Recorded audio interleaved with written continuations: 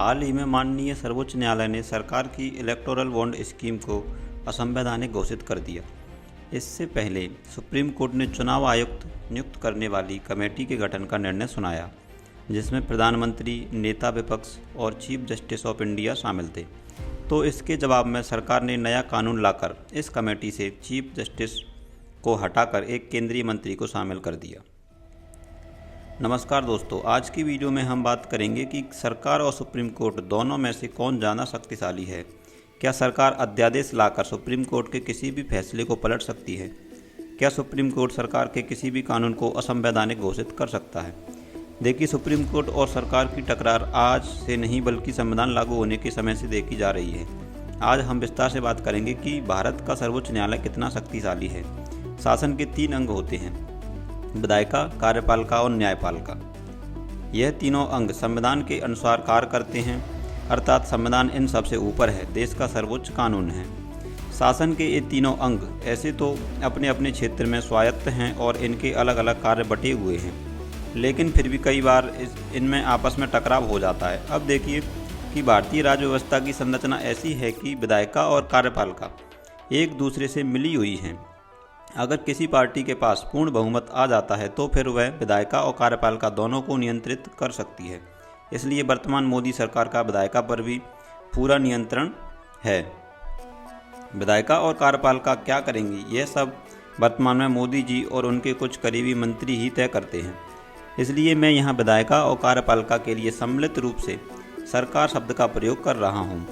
तो अब हम वीडियो शुरू करते हैं कि वर्तमान मोदी सरकार या फिर सुप्रीम कोर्ट कौन ज़्यादा शक्तिशाली है।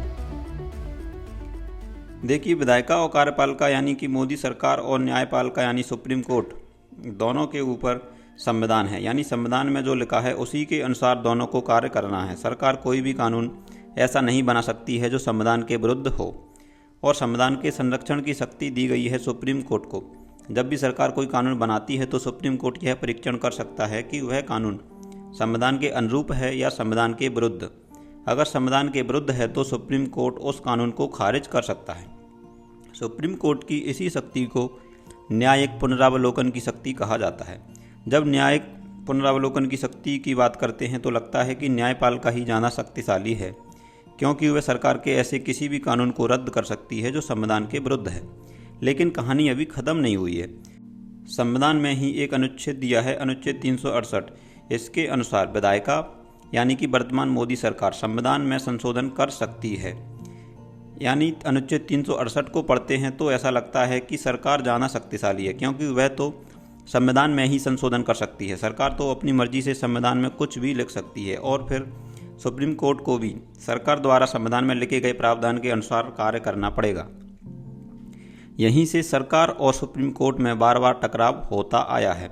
स्वतंत्रता प्राप्ति के बाद जब सरकार ने बड़े बड़े जमींदारों से ज़मीन छीनकर छोटे किसानों में बांटने के लिए भूमि सुधार कानून लागू किए तो जमींदार कोर्ट में चले गए। हालांकि यहाँ सरकार एक अच्छा कार्य कर रही थी, फिर भी कोर्ट में जमींदार और बड़े भूस्वामी केस जीत गए और सुप्रीम कोर्ट ने भूमि सुधार कानूनों पर रोक लगा दी, क्योंकि संविधान में लिखा था कि सरकार किसी भी नागरिक की संपत्ति नहीं छीन सकती।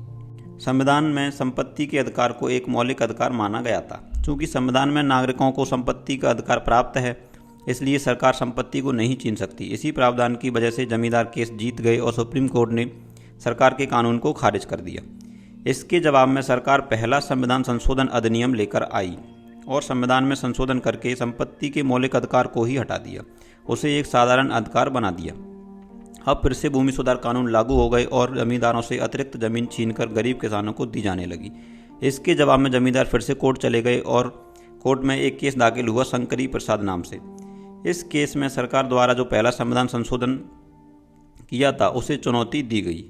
जमींदारों ने तर्क दिया कि संविधान के अनुच्छेद 13 के अनुसार सरकार ऐसा कोई भी कानून नहीं बना सकती जो उनकी संपत्ति को छीन सके। सुप्रीम कोर्ट ने यहाँ जमींदारों के तर्क को गलत माना और कहा कि सरकार अनुच्छेद 368 के तहत मौलिक अधिकारों में भी संशोधन कर सकती है। इसके बाद ऐसे ही और केस आए, लेकिन हर बार सुप्रीम कोर्ट ने यही कहा कि सरकार 368 के तहत संविधान के किसी भी भाग में संशोधन कर सकती है। फिर आता है साल 1967, जिसमें गोलकनाथ नाम से सुप्रीम कोर्ट में फिर से केस दर्ज होता है। इस बार सुप्रीम कोर्ट ने जमींदारों के पक्ष में निर्णय देते हुए कहा कि सरकार 368 के तहत संविधान के अन्य भागों में तो संशोधन कर सकती है, लेकिन मौलिक अधिकारों में संशोधन नहीं कर सकती। इसके जवाब में सरकार ने एक बार फिर 24वां संविधान संशोधन अधिनियम पारित किया और अनुच्छेद 13 में एक बात जोड़ दी कि 13 की कोई भी बात अनुच्छेद 368 पर लागू नहीं होगी, यानी अब सरकार संविधान में किसी भी प्रकार का संशोधन कर सकती थी। इस 24वें संशोधन अधिनियम को चुनौती देने के लिए सुप्रीम कोर्ट में 1973 में एक बहुत ही महत्वपूर्ण मामला केशवानंद भारती नाम से दर्ज हुआ। इस केस में सुप्रीम कोर्ट ने सरकार द्वारा किए गए 24वें संविधान संशोधन को सही ठहराया और कहा कि सरकार अनुच्छेद 368 के तहत संविधान के किसी भी भाग में संशोधन कर सकती है, लेकिन यहाँ न्यायालय ने एक आधारभूत ढांचे का सिद्धांत भी प्रस्तुत किया, जिसे बेसिक स्ट्रक्चर ऑफ कॉन्स्टिट्यूशन कहते हैं। इसके अनुसार सरकार संविधान में संशोधन करके उसके आधारभूत ढांचे को नहीं बदल सकती। वह ना तो संविधान के आधारभूत ढांचे को काट छांट सकती है और ना ही नष्ट कर सकती है। न्यायालय ने निर्धारित किया कि अनुच्छेद 368 संविधान में संशोधन की शक्ति देता है, ना कि नया संविधान बनाने की। वर्तमान स्थिति यह है कि सरकार संविधान में संशोधन तो कर सकती है, लेकिन संविधान के मूल ढांचे को नहीं बदल सकती। मजे की बात यह है कि संविधान का मूल ढांचा क्या है, इसका निर्धारण भी सुप्रीम कोर्ट ही करेगा। यानी सुप्रीम कोर्ट संविधान के किसी भी भाग को मूल ढांचा घोषित कर सकता है, और एक बार जब वह भाग मूल ढांचा घोषित हो गया तो सरकार किसी भी कीमत पर उसे जरा सा भी बदलाव नहीं कर सकती।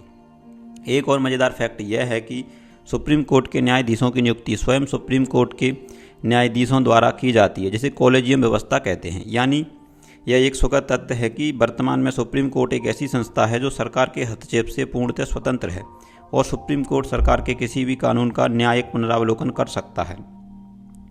एक लाइन में कहूँ तो अगर सुप्रीम कोर्ट और सरकार किसी मुद्दे पर आमने सामने आ जाएं और दोनों ही अपनी बात पर अड़ जाएं, तो अंतिम रूप से सुप्रीम कोर्ट ही जीतेगा। यानी सुप्रीम कोर्ट ज़्यादा शक्तिशाली है, क्योंकि वह अपने हिसाब से संविधान की व्याख्या कर सकता है, और जो प्रावधान संविधान के मूल ढांचे घोषित कर दिए जाएंगे उनसे सरकार हाथ भी नहीं लगा सकती।